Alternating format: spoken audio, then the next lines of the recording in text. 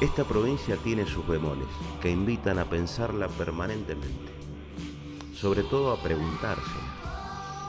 Abuelo de Pájaro se dice que es conservadora por muchas razones.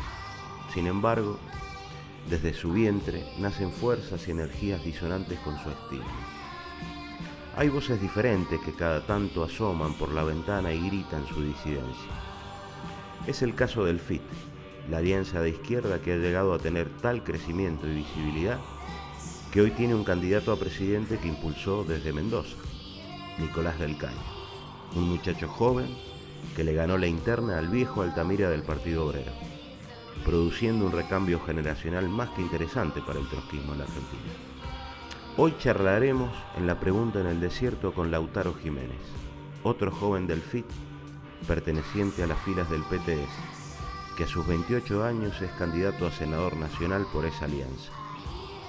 Un pibe que es docente y trabajó en Cuyo Placas, formado, que da pelea en el discurso y en la calle.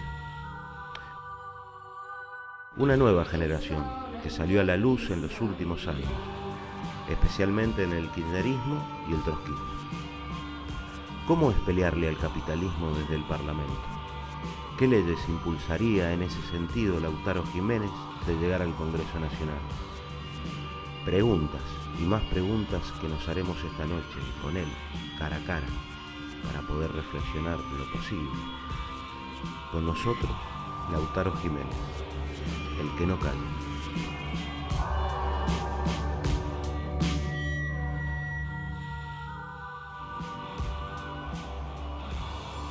Bienvenido, Lautaro, ¿cómo te va?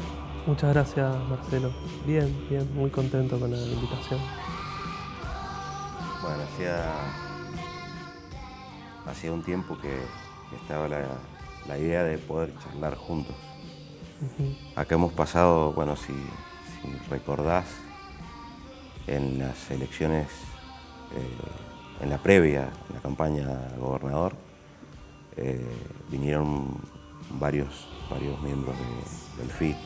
Sí. Pero Sí. hubo más del Partido Obrero, porque vino solo Noelia Barbeito. Claro. Y bueno, Héctor Fresina, pero también estuvo Fabricio Molina y Víctor Tavia. Sí, dos compañeros del este, ¿no? Y de aquí. Exacto. Sí. Así que medio que ahora se compensa un poco la balanza, digo, a nivel de la alianza. Bueno. En Cuyo Placas, vos que trabajabas en qué rubro, digamos, ¿cuál era tu trabajo ahí? Y yo entré en Cuyo Placas en la parte de montaje, en la planta de muebles de Platinum, ¿no? Es una marca de muebles bastante conocida a nivel nacional, que tiene la particularidad de hacer los muebles que te venden desarmados y vos tenés que armar en tu casa. Por lo tanto, la parte de montaje donde yo entré a trabajar, armábamos los paquetes con todas las piezas necesarias para que eso luego se pudiera armar. Luego pasé a otros sectores de la planta, pero siempre dentro de la parte de la producción de muebles de la empresa. ¿Y cuánto tiempo estuviste ahí trabajando? Y allí mientras hice básicamente mi carrera en el terciario normal de docente. Sí. Yo empecé a trabajar primero en la fábrica de helados Lomoro, donde bueno, fue bastante difícil porque ahí eran 13, 14 horas y salir de ahí y rendir era medio complicado. Después pasé a Platinum y habré estado unos 2 años hasta que me recibí de maestro de primaria y desde entonces fui dando clases. ¿Trabajás ahora de docente? Yo trabajé desde que salí de Platinum de docentes hasta que ingresamos a la legislatura provincial, donde hoy me toca acompañar a Noelia en el Senado de la provincia. Claro. Como asesor. Esa es mi ocupación actual y eso ha sido un poco los distintos trabajos por los que he pasado. Ahí en el informe o en, digamos, la presentación no sé si coincidís, pero me gustaría convocarte a pensarlo juntos. Que todo el proceso político que se abre a partir, yo considero del 2001, no del 2003, sino del 2001, porque hubo una eclosión que primero fue el que se vayan todos y después fue la canalización y vehiculización de todas esas energías quizás más anárquicas en espacios políticos concretos. Y que el nuevo recambio generacional, o en todo caso la participación juvenil, se expresó más claramente en el kirchnerismo y en el trotskismo. ¿Qué te parece esa idea? Sí, yo creo que el kirchnerismo tuvo un rol importante con respecto al 2001, que fue intentar justamente de canalizar, de desviar varias de las demandas que habían surgido, y tomó banderas importantes, entre ellas lo de la participación de la juventud en la política. ¿Por qué decís desviar? Porque justamente, bueno, por el ejemplo que ponías vos, ¿no es cierto?, del que se vayan todos. Por ejemplo, había un rechazo muy fuerte a la casta política, que el kirchnerismo logró que una cierta institucionalización que le permitió que muchas de esas políticas, de esas viejas figuras políticas volvieran, ¿no es cierto?, a intervenir o se reciclaran como parte del staff político nacional, y que hoy por hoy, por ejemplo, ocupan el centro de la política nacional. Es difícil imaginar cómo Scioli hoy se puede presentar, por ejemplo, como una opción de continuidad del modelo y demás, omitiendo su pasado menemista, por ejemplo, o el mismo Massa, que venía de la UCD, ¿no es cierto? Y vos decís, bueno, pero eso no era parte del que se vayan todos y demás, y hoy por hoy, bueno, de alguna forma le sirvió también al régimen político para poder entrar por esas otras vías. El tema de la participación de la juventud ha sido, si se quiere, contrapesado en que en los sectores de poder más importantes se mantuvo la misma vieja casta política. Estamos hablando de los intendentes, por ejemplo, del conurbano. Bueno, lo mismo que se ve en un factor de poder muy importante del peronismo, como es la burocracia sindical. Allí ha habido cero recambio generacional o cero diálogo o intento de avanzar en demandas democráticas muy sentidas de lo sindical, y la burocracia de hoy es la misma que de los últimos 30 años y más. Sí, podría coincidir en parte, sí.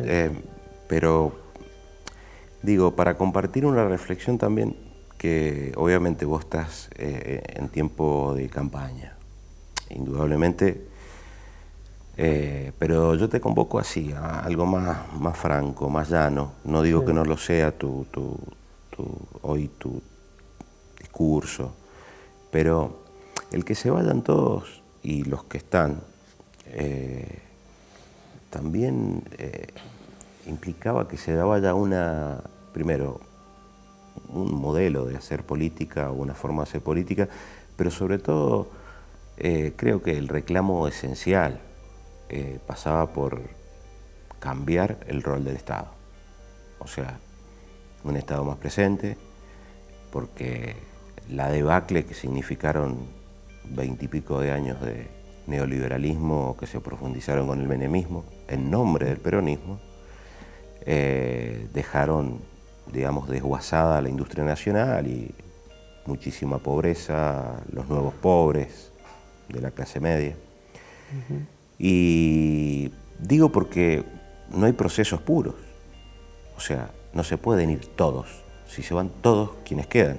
Digo, porque ustedes que tienen referencias internacionales, digo, las revoluciones, la misma Revolución Rusa, no fue pura, ni pura en la conducción, digamos, del Estado. Entonces me parece ahí, digo, que ahí han habido algunos avances y por supuesto todo proceso es mucho más contradictorio. genuinamente contradictorio, o sea, así se dan los procesos a eso. Sí, sí, y estamos en un punto, digamos, de inflexión importante porque muchas de las cosas que se lograron, que se consiguieron durante estos últimos años, si se quiere, son las que van a estar puestas bajo el foco, digamos, de por dónde se puede venir un ajuste, un ayornamiento, digamos, a la nueva situación internacional que estamos viendo y ni hablar de lo que se vive acá en la Argentina, ¿no es cierto? Como por ejemplo el tema de los puestos de trabajo.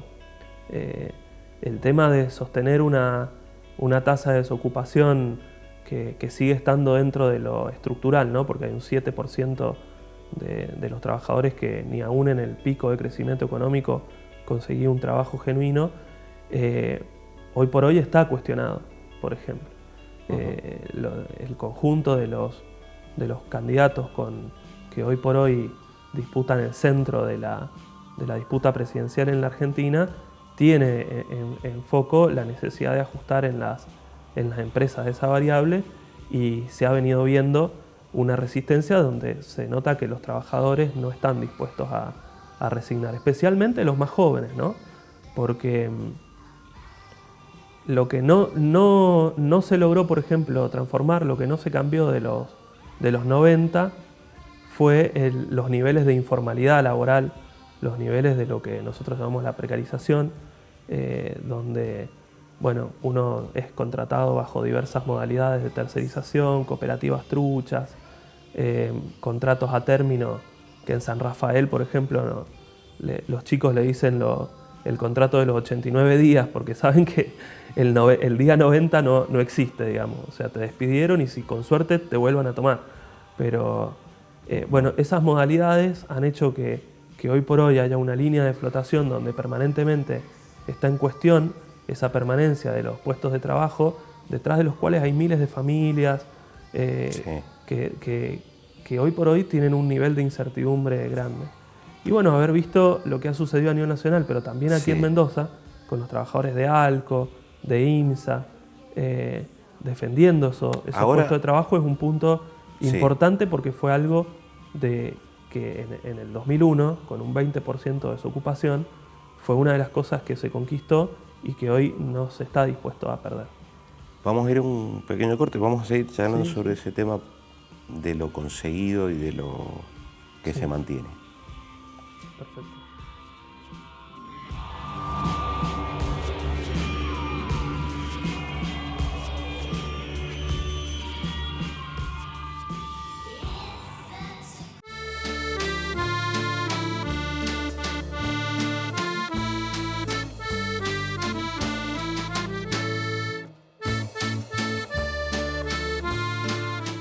Nosotros creemos que la clave está en la construcción de esa fuerza social, que los trabajadores, que son los que han puesto en pie en nuestro departamento y la provincia, que son los que mueven el transporte público, la producción, la salud pública y la educación, pueden tener una expresión política que hoy por hoy ven reflejada en el frente de izquierda.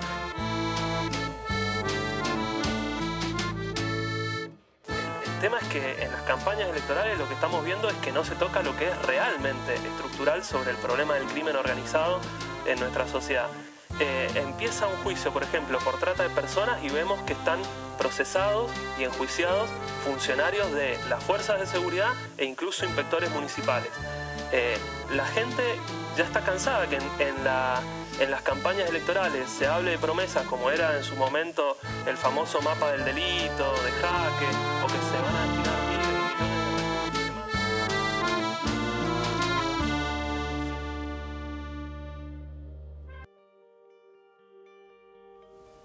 Lautaro. Bueno, ahí teníamos un informe de algunas opiniones tuyas y discusiones que se han ido dando en torno al posicionamiento del FIT y, digamos, a través de tu palabra. Hay un tema, ustedes claramente creo que han trabajado muy bien y trabajan muy bien el tema sobre todo el PTS dentro de la alianza, que es la fuerza que ha triunfado de alguna manera para la interna le gana Altamira, del Caño le gana Altamira y eso significa mucho, ¿no? Y claramente ustedes dicen que se dirigen a las mujeres, a los jóvenes y a los trabajadores. Para meternos en temas más finos, ¿no? Ahí en el informe aparecía la discusión sobre la seguridad, que está atravesada por el tema del narcotráfico, y que hoy es un tema que se está poniendo más en discusión cada vez. Te pregunto a vos, y en todo caso si la fuerza política a la que perteneces tiene una definición, más allá del tema de la despenalización del consumo de marihuana, ¿qué opinás sobre la legalización de las drogas? El rol del Estado en torno a eso, porque eso tiene que ver con el tema de la seguridad y con el tema de la economía. Sí, bueno, es pública nuestra posición. Tanto Noelia como Nicolás han defendido en los distintos escenarios en donde le ha tocado debatir, exponer nuestras ideas, que nosotros estamos a favor de la legalización de las drogas, ¿no es cierto? Porque la legalización de las drogas. Sí, sí. O sea, donde nosotros opinamos que el centro de una ayuda sanitaria, de la colaboración con los problemas de la adicción y demás, tiene que estar enfocado desde el punto de vista de la salud pública y no desde el punto de vista punitivo del Estado.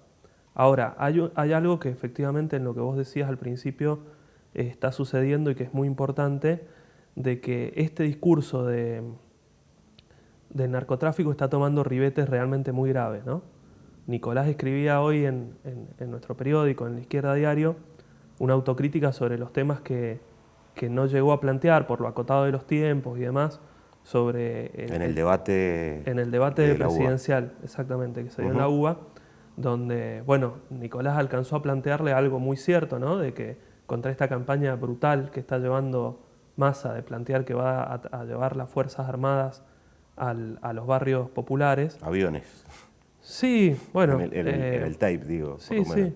Por un lado tiene mucho de una campaña medio reaganista con muchos efectos especiales y demás. Sí, sí. Pero el tema es que no está muy alejado de lo que hemos visto.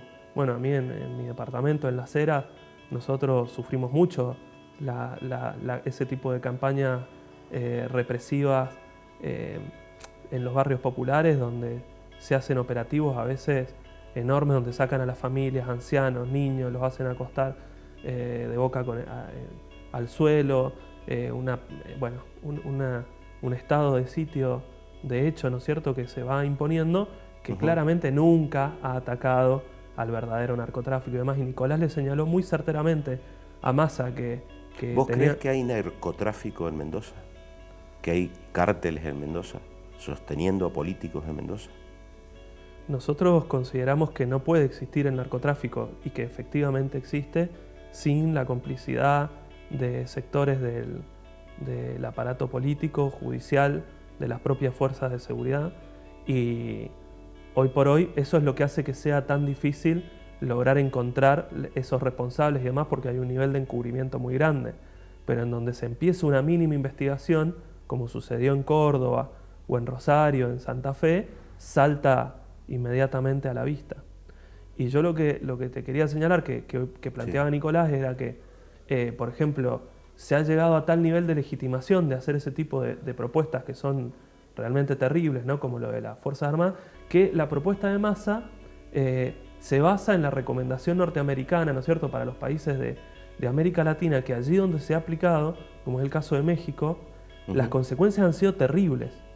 En México, el involucramiento de las Fuerzas Armadas en el supuesto combate al narcotráfico, por supuesto no logró que diezmara el poder narco, al contrario, el poder narco logró cooptar y empezar a manejar sectores de las propias Fuerzas Armadas, y la población civil vio un incremento de las muertes por asesinatos violentos del narcotráfico, que las cifras mínimas van de 75.000 muertos por esa causa, y hay alguna fuente que señala que ha llegado a 150.000. Si nosotros pensamos que hay un presidenciable, por ejemplo, que está planteando ese tipo de políticas para la Argentina, vemos hacia dónde se ha corrido el eje de la discusión política hacia la derecha en forma completamente irresponsable. Y eso es un punto donde lo que empieza como una hipocresía, ¿no es cierto?, con cuestión de que, bueno, legalización, no legalización, el consumo, bueno, termina en políticas que ya rozan con políticas de tipo fascistas que la población trabajadora padece en forma brutal. Sí, México, bueno, es como, digamos, un paradigma, suceden todos los días casos, pero Sí. el tema es Mendoza, digamos, Mendoza hoy. Vos fuiste candidato a intendente. Sí. Te fue bastante bien como candidato a intendente, ¿no? Sacaste el 12%. Sí, Las Heras es un lugar donde el FID ha entrado con mucha fuerza y es uno de los departamentos donde afortunadamente hemos logrado muy buenas elecciones, sí, efectivamente. ¿Qué otros temas ustedes que no dicen en la campaña quieren trabajar, que son los más finos? Si tuvieras que decirlo. Digo, porque recién te marqué, digamos, la estrategia jóvenes, mujeres y trabajadores, pero, digamos, hablando en temas económicos, digamos, ¿cómo haces para, digamos, poner en discusión al menos con algunas políticas, en este caso vos desde la legislatura nacional, Sí. llegado el caso de entrar, de la extrema desigualdad que tenemos en Mendoza, que yo reconozco y a la que creo que hay que combatir, digamos, ya sea en el ámbito vitivinícola o en cualquiera de los ámbitos, digamos. Hay gente con mucha plata en Mendoza y gente con trabajos precarios. ¿Cómo lo piensan hacer? Mira, hay dos temas económicos que están, que si se quiere está dentro de lo macro, de lo estructural de la nación, que van tomando cada vez más relevancia en la campaña y en los debates, y que no pasaba así hace unos años anteriores, ¿no? Que es que frente a este intento de imponer una agenda donde no se discute si hay que devaluar o no, por ejemplo, sino cuánto hay que devaluar, si llevarlo a 12, llevarlo a 15, bueno, incluso tenemos una provincia donde tenemos como candidatos a gente que es lobista en forma abierta por una devaluación, ¿no? Como en el caso de Susana Balbo, que nos obligan a poner en agenda problemas o salidas, como es lo que el problema de tener una banca nacional única, o empezar a plantear el problema de quién maneja el comercio exterior en la Argentina, que permite o no permite la salida, la entrada de divisas, que hace que se corra frente a un ciclo que empieza donde hay un estancamiento económico y los grandes empresarios siempre ganan. Hasta ahora ganaron, o Cristina decía, se la llevaban en pala, aprovechando las ventajas de la anterior devaluación, las exportaciones y demás.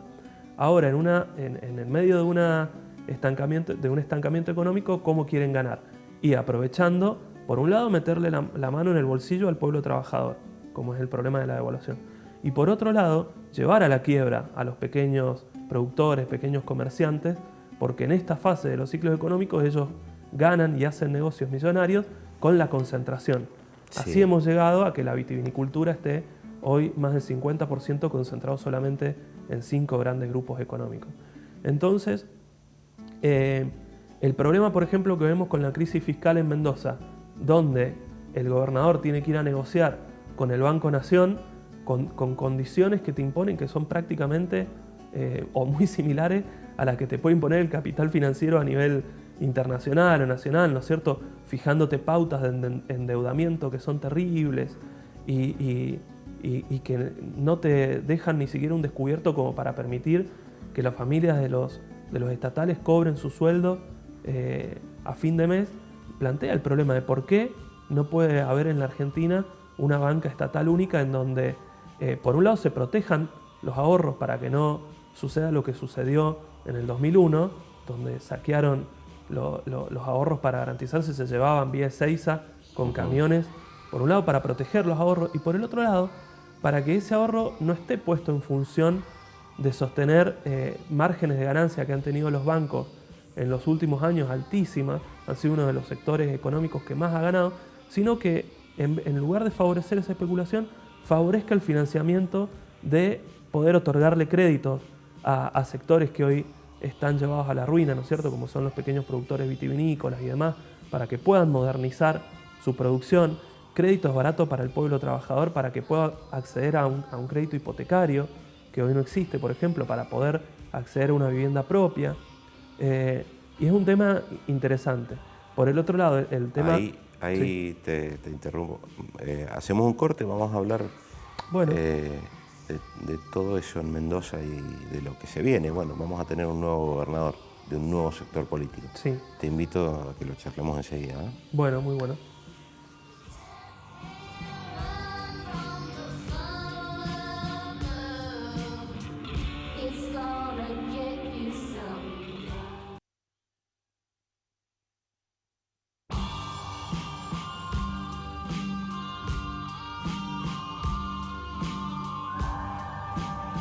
Charlábamos recién, Lautaro, sobre el nuevo escenario que va a tener Mendoza. Vamos a tener un nuevo escenario político y obviamente socioeconómico, porque no solo lo que sucede en Mendoza, sino lo que pasa a nivel nacional con un nuevo presidente. ¿Cómo ves, por lo menos en Mendoza, lo que se viene? Como lo que viene en fútbol de primera, decían antes. ¿Qué se viene con el gobierno de Cornejo? ¿Cómo ves hasta ahora las señales que está alargando Cornejo y su gente, sus adláteres? Como para, digamos, si pueden, ustedes tienen algún análisis o una proyección. Sí. Bueno, nosotros vemos que hay una reserva y una fuerza muy importante que en otros momentos históricos no habíamos visto, donde estos sectores del movimiento de trabajadores, de jóvenes en la provincia, está presentando resistencia a todo tipo de ataque que hay. Lo bueno es que frente a los ataques está habiendo respuesta. Yo quedé muy sorprendido, por ejemplo, de que algo a lo que nos tienen muy acostumbrados, ¿no es cierto?, que es la impunidad de ciertos crímenes, ¿no es cierto?, que padecen las mujeres y demás, como fue el caso de Soledad Sosa, de que haya habido un sector de juventud que haya dicho, bueno, mira, en mi facultad, no. En mi facultad, gente en mi facultad, sí. Ahí estuvimos, bueno, apoyando todo eso. Bueno, sí, más de un centenar de profesores, un gran sector de jóvenes que se rechace y que diga, bueno, la misoginia, la discriminación a las mujeres tiene que estar fuera de acá, ha sido muy grande. Y eso, si se quiere, no tuvo tanta trascendencia. Pero hay otras que también. El tema de que ya no se acepte el problema del trabajo temporal como una condena a estar desocupado frente a cualquier situación, como los trabajadores de Alco que han resistido los ajustes de las empresas tanto en el Valle de Uco como en el sur, en lugares como Real del Padre, e incluso en empresas a donde, bueno, compañeros decía, bueno, uno sentía que entraba a trabajar a IMSA y era como la NASA, y cuando cruzaba el portón se daba cuenta de que se parecía más a un taller mecánico, de que no era tanto como lo pintaban, pero sí uno de los sectores más fuertes, más concentrados de los trabajadores, también le pudo poner un freno a eso. Pero el gobierno de Cornejo, ¿cómo lo imaginas? Bueno, lo que te quería decir es que eso abre una oportunidad a que estos sectores sociales empiecen a jugar en primera y que sean un freno y tengan capacidad de resistencia, porque en el régimen político lo que se ve es un giro hacia el ajuste, hacia políticas reaccionarias bastante complicadas. Por ejemplo, en docentes, donde del sector del que yo vengo, que uno de las referentes en educación de Cornejo, como es Marena Caroglio, haya salido a plantear que una de las primeras medidas de ajuste que se tiene que hacer es no crear los cargos que se iban a crear a las maestras secretarias, que son compañeras mías, por ejemplo, y maestras que perdieron por ahí las cuerdas vocales frente al grado, se deterioró rápidamente su salud por las condiciones de tener que trabajar doble turno, y que se capacitaron, que fueron a estudiar a contraturno para poder recibirse y tener un título que le pedía el gobierno, por ejemplo, para poder tener un rol administrativo en las escuelas, que por cierto es muy necesario, porque muchos docentes están atareados de tareas administrativas, de todo tipo de papeleos y demás. Decir, bueno, no, eso no. ¿Por qué el que pongan el foco en atacar a esos sectores más débiles causa una bronca muy grande, ¿no? ¿Y ahí crees que va a haber resistencia en ese plano? Yo creo que el poder social de los docentes que han sabido movilizarse por miles y miles en Mendoza tiene que hacerse escuchar, y en ese sentido somos optimistas. Se ha sabido, si no fuera por las maestras, por los celadores, por el conjunto de los trabajadores de la educación, no se hubiera podido defender ni mantener la educación pública, y ahí hay que plantearlo. Yo creo que hay que ser muy insistente en esto, demostrar que hay una fuerza social que puede defender a esos intereses, porque si uno ve los diarios, yo leo todos los diarios en la mañana, uno sigue los medios de comunicación, ahí es prácticamente un ausente ese actor. Solamente en momentos de mucho pico, de mucha confrontación se hace ver. Pero si uno ve, lo que ve es un conjunto de peleas reaccionarias que se disputan por plantear cuestiones para decir, bueno, no, vamos a frenar lo de los CEP, no, vamos a tranquilos, no paren el servicio nocturno, señores transportistas, porque vamos a aumentar el boleto. Es una agenda la que se está imponiendo por arriba, profundamente eso es lo que se vendría. ¿Y cómo ves el peronismo? Derrotado en Mendoza en las elecciones, ¿qué te imaginas o qué imaginan ustedes que va a pasar con el peronismo?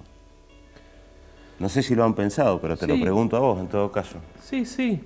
Por un lado está en el plano más inmediato, si se quiere, hoy por hoy, el hecho de encolumnarse detrás de Scioli ha evitado una dispersión y de pases de factura por haber perdido la provincia, los municipios, y una disputa interna fuertísima que se ve entre los distintos sectores del PJ, de la propia burocracia sindical, donde los pases de bando de un sector a otro son permanentes, y hoy por hoy la necesidad de sostener la campaña de Scioli ha puesto un parche precario que hay que ver cómo se desarrolla después del 25 de octubre. Y después, otro plano importante para pensar el peronismo más estratégicamente es en qué medida se puede o no recomponer después del gobierno kirchnerista como una referencia amplia de sectores de trabajadores, del movimiento de mujeres y de la juventud, frente a donde para nosotros es muy importante porque consideramos que nosotros venimos ganando terreno en ese espacio, y que en el marco de ir detrás de un hijo político del menemismo como es Scioli, y de tener que disciplinarse a lo más rancio del PJ, de los sectores de la burocracia sindical, muchos sectores de jóvenes, de laburantes que habían apostado por ahí o tenían una expectativa en ese proyecto político, hoy se ven desencantados y pueden apostar a construir una alternativa política propia de los trabajadores, como es la que proponemos de la izquierda. ¿Vos crees que va a haber una fuga de sectores hacia el FIT, de sectores del peronismo, descontentos? Eso dependerá, por un lado, de la capacidad del FIT de poder presentarse como una alternativa, porque nadie va a un sector automáticamente, ¿no es cierto? El FIT tiene que ganarse su lugar, poder plantarse, estar donde tiene que estar en los momentos adecuados, tener paciencia, acompañar la experiencia real de los trabajadores, de la juventud que se va haciendo, y por el otro lado, del nivel, como te digo, es muy importante el nivel de confianza que uno tenga en la evolución política que pueda tener esta fuerza social de la que estamos hablando. Yo no me imagino que la gente, por ejemplo, que apoyó al gobierno nacional o que tenía una expectativa, se vaya a resignar a una hiperdevaluación, a niveles más altos de desocupación y que se llegue derrotado como se llegó, por ejemplo, como después de la dictadura y después del menemismo al 2001, donde la clase trabajadora no, llegó completamente desmembrada, completamente desmoralizada y no pudo tener un rol activo. La gente lo va a salir a pelear, claro, quien esté. Nosotros tenemos esa perspectiva, lo vemos positivo. Cada hecho donde se defienden los derechos de las mujeres, los derechos de la juventud, las movilizaciones que han habido, incluso en lugares muy... Pero han confluido con sectores del peronismo en esos espacios. En estas movilizaciones y procesos, sí. Van apareciendo, o sea, que pueden venir de esa extracción política. Lo que no se ve es en los sectores más militantes una participación más activa en eso. Es curioso cómo el kirchnerismo ha encorsetado a su militancia. Bueno, en otros momentos, por ejemplo, cuando floreció todo ese proceso más militante, con la agenda de la ley de medios, con la agenda del matrimonio igualitario, en provincias como Mendoza habían movilizaciones unificadas. Incluso cuando Jaque quiso poner a Rico, bueno, lo puso, de hecho, ¿no? Claro. Pero hubo una movilización el 24 de marzo que fue histórica. Y sin embargo el kirchnerismo y los sectores más militantes se han empezado a borrar de la calle. Es notorio cómo no acompañan causas elementalmente justas, como fue, por ejemplo, el conflicto de Lea el año pasado, con honrosas excepciones, ¿no? Como sectores del movimiento Evita que acompañaron el reclamo, pero en general ha desarrollado un escepticismo muy grande. ¿Sabés qué, Lautaro? Vos sabés que yo soy peronista, lo digo acá, lo digo donde escribo, pero yo estoy de acuerdo con eso. Estoy de acuerdo porque me parece que el kirchnerismo perdió la calle y se aburguesó digamos, en esto de tener la vaca atada, supuestamente. O sea, las transformaciones necesitan la presencia en la calle permanente. Cuando te vienen a disputar la calle, tenés que salir a pelearla para recuperarla. Hay sectores que sí lo leen así, bueno, vos nombraste el movimiento Evita, hay otros sectores también que también lo ven así y trabajan en ese sentido. Estamos muy acostumbrados, digamos, a los jeques, digamos. Ahora se viene toda una transformación inevitable dentro del peronismo. El tema es que también ustedes tienen una visión del peronismo también bastante particular, que quizá los aleja un poco de las masas populares peronistas. Sí, nosotros lo que vemos es que esa identificación entre masas populares y peronismo ha ido cambiando a lo largo de la historia y hoy no vemos que sea una identidad tan fuerte. No nos imaginamos a los trabajadores diciendo damos la vida por Cristina o damos, bueno, mucho menos por Scioli, ¿no es cierto? Como en otro momento había un nivel de identificación diciendo, bueno, la vida por Perón, por ejemplo. Es una identidad política que se ha ido debilitando por el propio, bueno, lo que siempre se vio como una virtud en el peronismo, es decir, de adaptarse al ritmo de los tiempos. Entonces el PJ en la Argentina puede ser desde el gran artífice de aplicar el neoliberalismo con Menem, o luego de ser el referente en la Argentina de estos movimientos post-neoliberales como fueron el chavismo, Lula, etcétera, en otros lugares, poder agarrar desde ahí esa identidad aquí, también se ha convertido en su descrédito porque no genera hoy por hoy un nivel de confianza tan grande y nosotros igual tenemos un desafío que es lograr que una identidad política independiente, de izquierda, clasista, combativa, como la que nosotros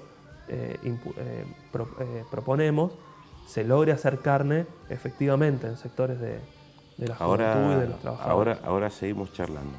Quizá eso de independiente también. Bueno, muy interesante. Hacemos un corte y volvemos.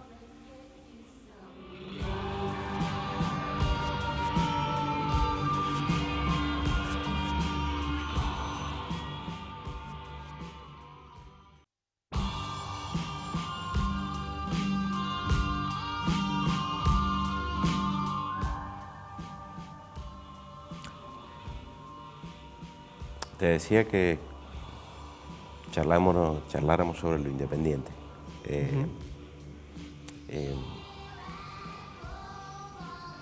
Es, digamos, es complicado a veces, ¿no? Porque es un significante lo independiente, pero siempre está articulado a intereses específicos, algunos más poderosos, otros ligados al campo popular. Cuestiono el tema de lo independiente porque aparecería como una virtud y realmente es como plantearse la objetividad, ser objetivo. Te lo tiro como reflexión porque me hace ruido hasta en otras expresiones artísticas que son grupos independientes que tal cosa. Claro. Y después trabajan para un municipio y son, no sé, te pongo un ejemplo, hay una agrupación ecologista que se llama Ecológicos Unidos, que es una organización independiente, pero que está trabajando con Cornejo desde hace años y se sostiene por Cornejo, o sea, digo, ¿qué pensás? Sí. Primero que cuando nosotros hablamos de la independencia política de los trabajadores, no apuntamos para nada a ese sector o a ese tipo de significación que posmoderna, si se quiere, de plantear de que podría ser independiente de todos los factores sociales. Sino justamente yo te lo planteaba porque veníamos hablando del peronismo, la identidad peronista, por ejemplo, sí, en la clase trabajadora, donde la matriz de esa ideología estaba puesto en el sentido de la colaboración de clases. La idea misma de la justicia social, ¿no es cierto?, a partir de un reparto justo de la renta nacional entre sectores capitalistas y sectores de la clase trabajadora, ¿no es cierto?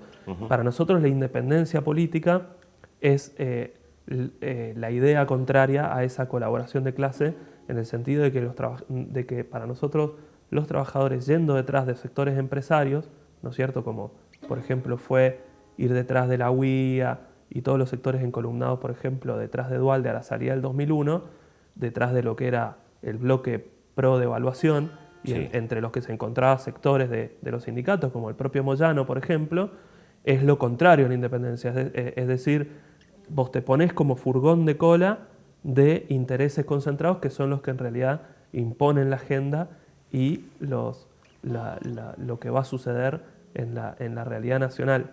Nosotros, cuando apuntamos a decir que los trabajadores tienen que conquistar su independencia política, incluye, por ejemplo, la necesidad de tener su propio partido, por ejemplo. O sea, vos decís que dejaran de ser peronistas. Que se rompiera la identidad de la colaboración de clases. Es que también la mirada de la colaboración de clases es una mirada bastante, permitime que disienta, sí, errónea, te diría más del estructural funcionalismo en términos teóricos, porque en realidad yo creo que hay lucha de clases al interior del peronismo, en la sociedad, y lo que marcan los distintos momentos de la historia, y en los últimos 12 años, son estados distintos de la lucha de clases en la Argentina que, digamos, marcan una fotografía en un momento de cuál es ese estado de la lucha de clases. Ahora, los trabajadores argentinos sí tienen su partido, y es el peronismo. Ahí es quizá la discusión, ¿no? Para ustedes la independencia y tendría que tener su propio partido, ¿cuál sería su propio partido? Bueno, nosotros lo que impulsamos es justamente el sentido de que los trabajadores vayan teniendo sus propios candidatos, su propio programa político. Es un proceso largo. Para nosotros es un partido que luche por la revolución socialista, que luche por un sistema sin explotados ni explotadores.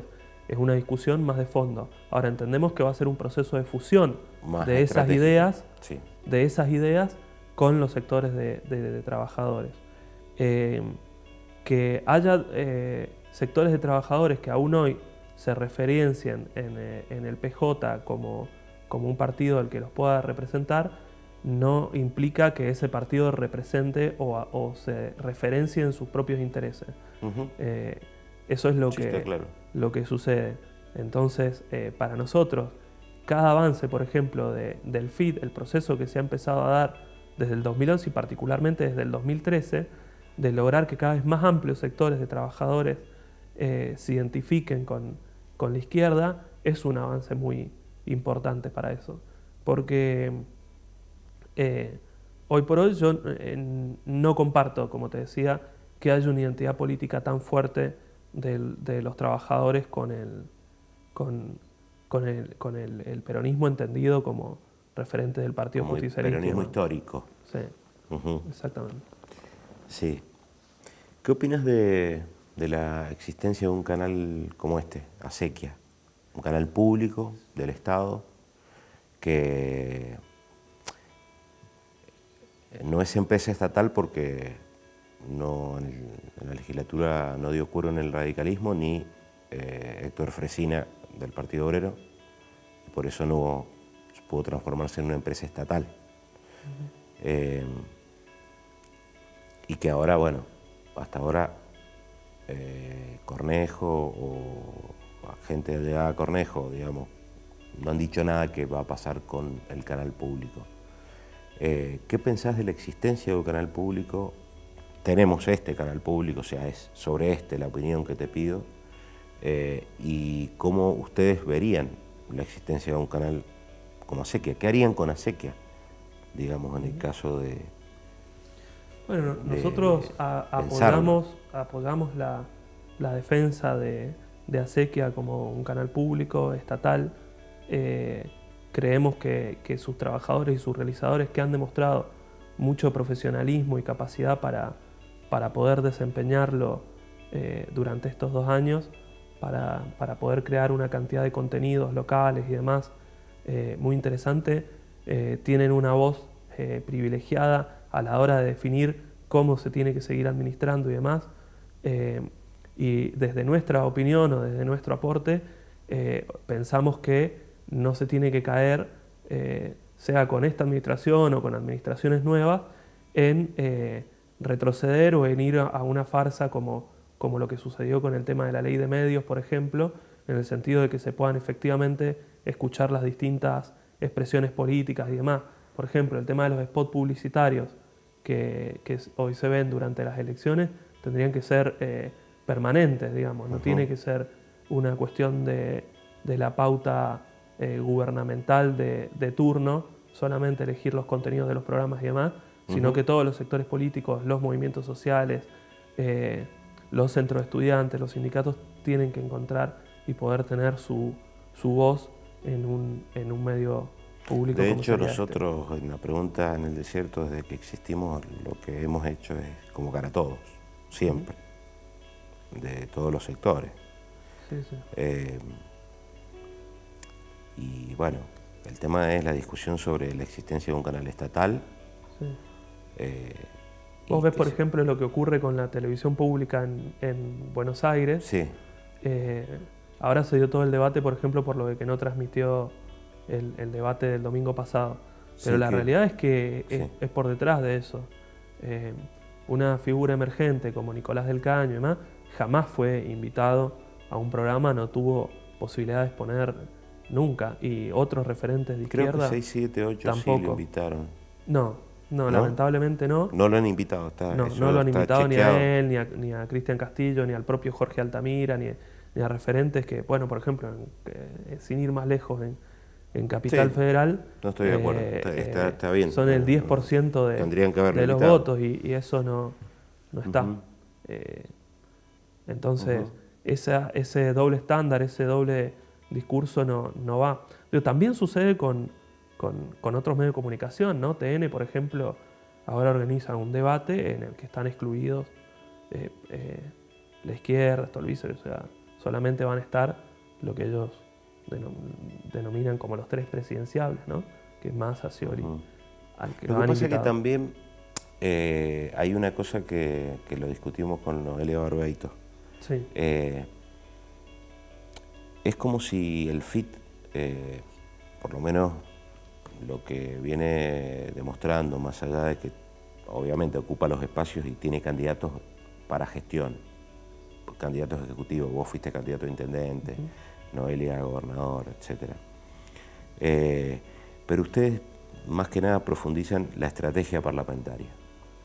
O sea, tener más espacio en los municipios, digamos, en los consejos deliberantes, en las legislaturas provinciales y nacional.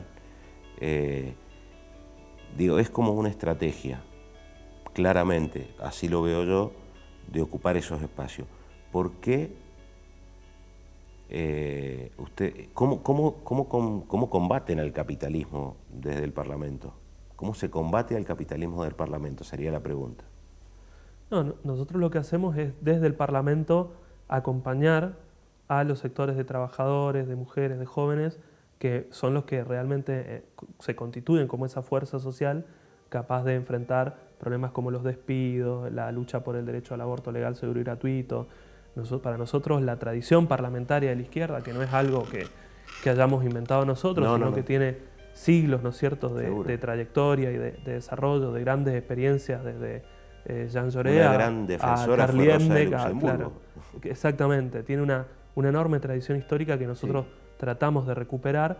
Viene en ese sentido de poder ayudar a amplificar su voz, su experiencia política y su constitución como fuerza política. Digamos, porque se la ha acusado esa vertiente, digamos, del parlamentarismo, sí, de una desviación pequeño burguesa dentro de las filas del trotskismo y el marxismo, claro, etc. No justamente a esa corriente, sino a las que terminan depositándose sus expectativas de que justamente el desmovilizar, el plantear que los proyectos de ley a través de consensos, de acuerdos, de concesiones, en última instancia de colaboración de clases, puede llegar a una transformación más profunda. Eso sería un parlamentarismo. Pero nosotros, lo que ha caracterizado la emergencia del FIDE en Mendoza... El Partido Obrero, en las internas y discusiones internas, los acusa de eso.